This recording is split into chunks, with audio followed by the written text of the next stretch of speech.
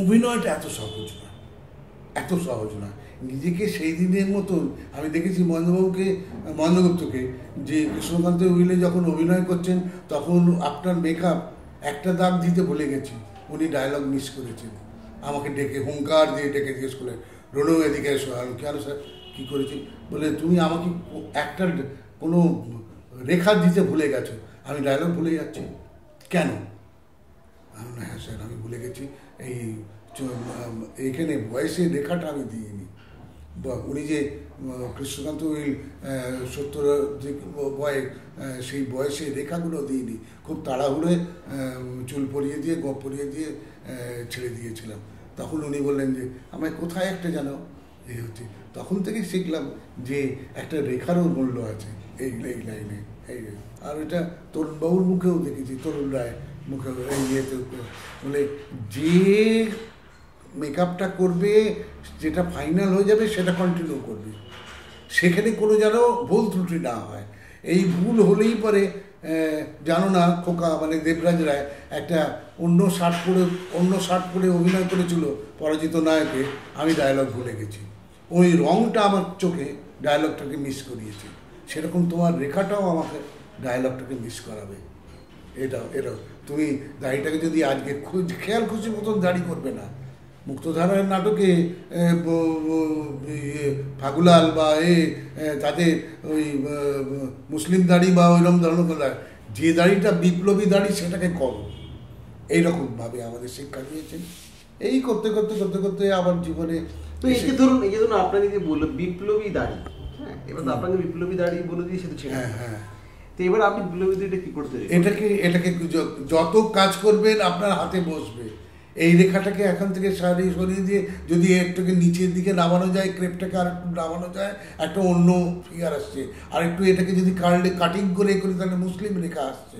হ্যাঁ, ব্রাহ্ম দাড়ি আলাদা, বিপ্লবী দাড়ি আলাদা, আপনার দেবদাস দাড়ি আলাদা, এইসব আছে।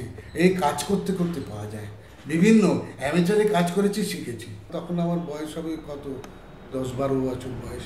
সেইখান থেকে মনে মনে করতে করতে করতে করতে আমি দেখলাম যে তখনই পড়াশুনোও কিছু চালু আছে।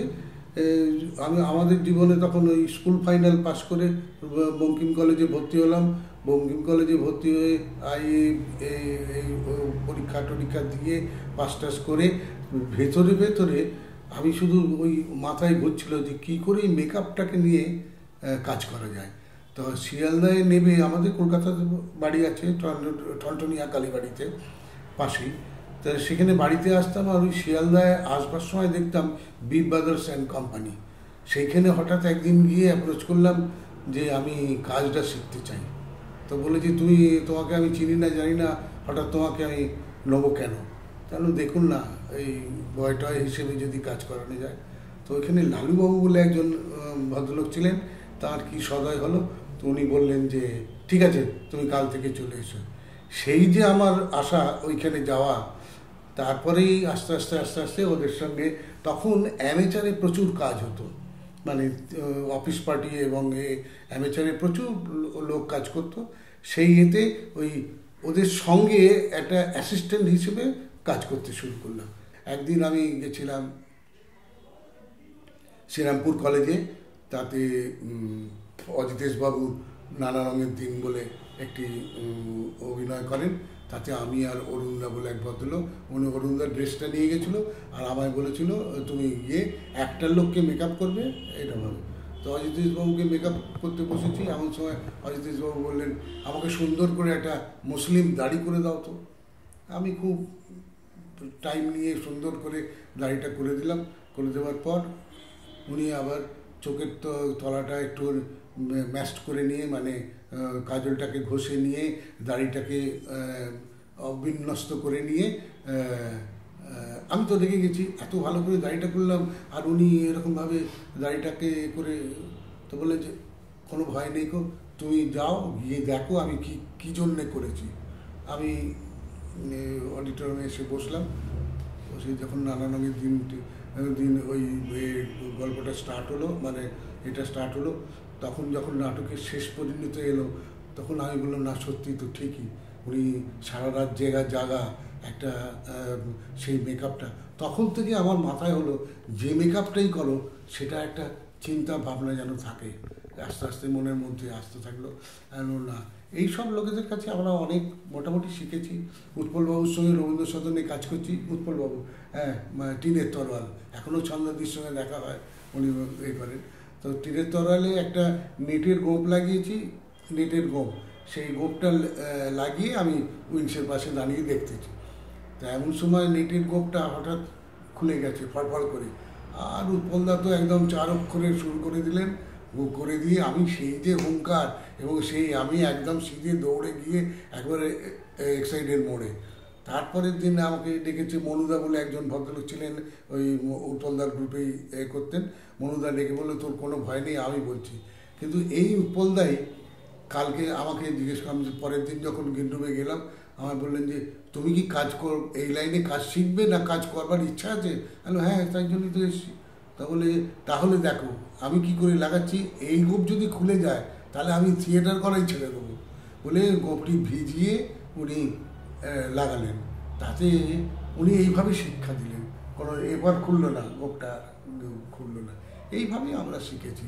তাতে এই প্রসঙ্গে একটা বলে রাখি, উত্তম কুমারকে একটু সাজিয়েছিলাম, আমার ভাগ্যে জুটেছিল।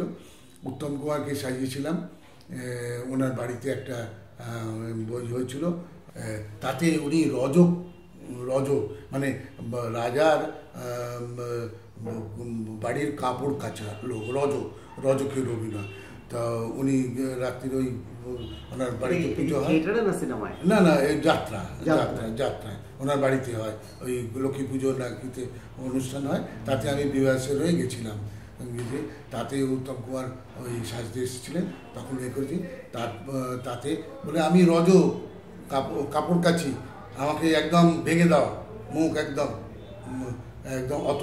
আর সেই তো ওনার তো একদম কি বলবো, গোলাপ ফুলের মতন রং, মোটামুটি একদম খুব সবগুলো অসাধারণ।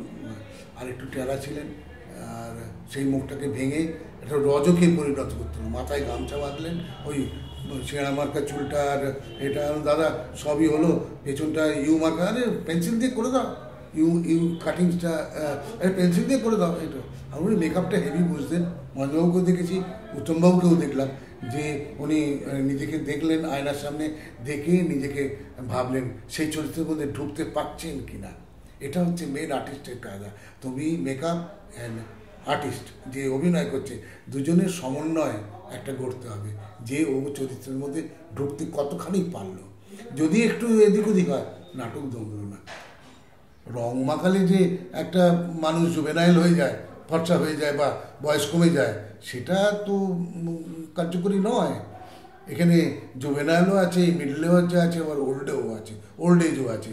তো সেইগুলো তো ভাবতে হবে যে আমি এই চরিত্রটা পেলাম, হঠাৎ এই চরিত্রটা পেলাম, হ্যাঁ, এটা জুভেনাইল পর্যায়ে পড়বে না মিডল এজে পড়বে না ওল্ড এজে পড়বে, এটা তো আমার ভাবতে হবে। সেই আমার ভাবনাটা আমার কাজের মাধ্যমে প্রকাশ করতে হবে, ঠিক কিনা?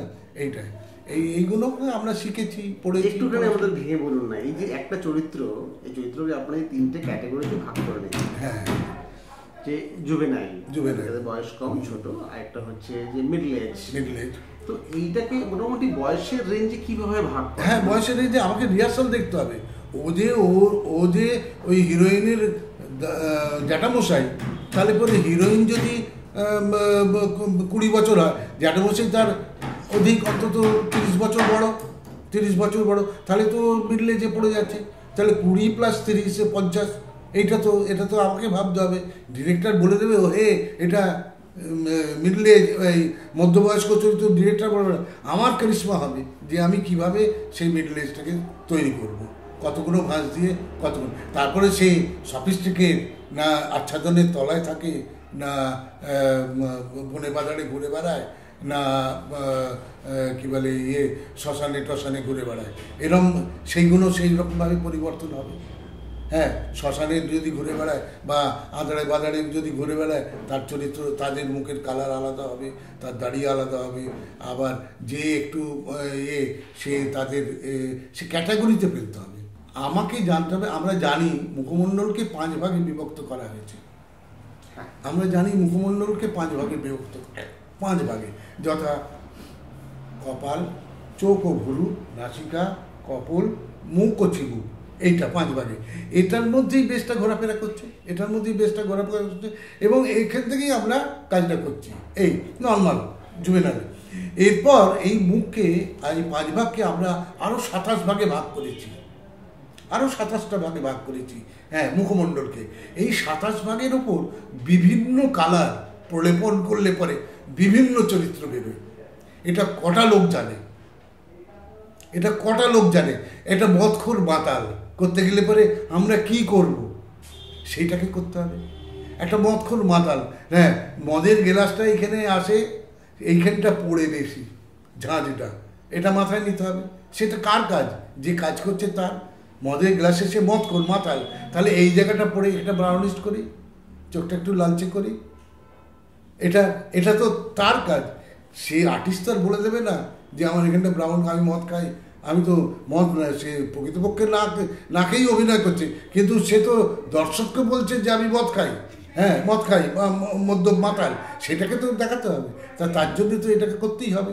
হ্যাঁ, আমি যদি এটা ব্রাউনিশ করি চোখটাকে, আর পাউচটাকে যদি আমি একটুখানি ফুলিয়ে দিই, কারণ মদ খেলে পাউচটা ফুলে যায়, তাহলে অটোমেটিকলি সে সেই জায়গায় পরিণত হচ্ছে। আবার যে আমরা দেখা গেল যে 10 বছর, এই 20 বছরের মেয়েটিকে বয়স্ক করতে হবে, হ্যাঁ, কুঁজিবুড়ি করতে হবে, রাজদর্শনে কুঁজিবুড়ি করতে হবে, তখন কী করবো? তাকে ভাঙতে হবে, দাঁত ভাঙতে হবে, চোখ তো ভেতরে কোটরগত করতে হবে, নাকের সাইডে রেখা আনতে হবে, এইসবগুলো রেখাগুলো আনতে হবে, রেখাগুলো তার মধ্যে লো লাইটস অ্যান্ড হাইলাইটস করে তাকে আনতে হবে।